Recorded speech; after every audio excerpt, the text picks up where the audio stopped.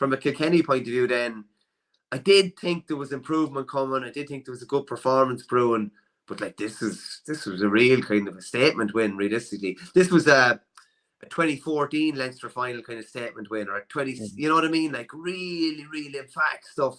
Real ruthless. Real going for the throat.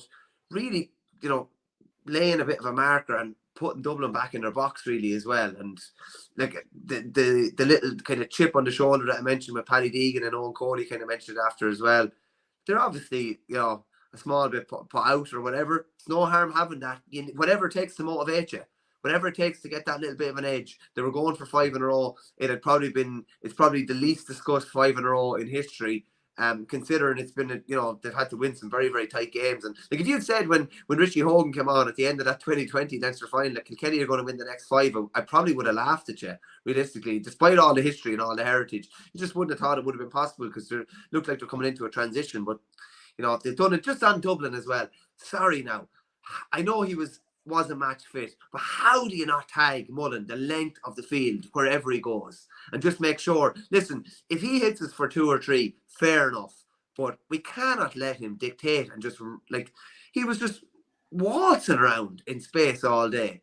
And like if you look at how O'Loughlin's beat Ballyhale in that county final last year, they sent Mikey Butler after him and they said, okay, we're going to get rid of one of our best inside line. If we suffer in the inside, we suffer in the inside. But we're sending this lad after him, and he's going to wrestle with him and grapple with him and do whatever it is to keep him out of the game.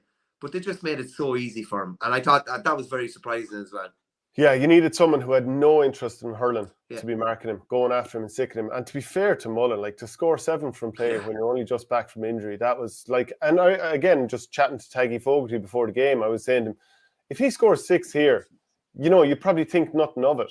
And like to score 7 from play is hurler of the year type talk. Like he is a hurler in the year and waiting if Kilkenny can get over the line at some stage. And so is Owen Cody. Like he got 1-1. And the way he shaped and feinted for that first goal was just magical stuff. Like that's difference maker stuff here. But yeah, Dublin and like John Donnelly also carrying that knock to his thumb apparently.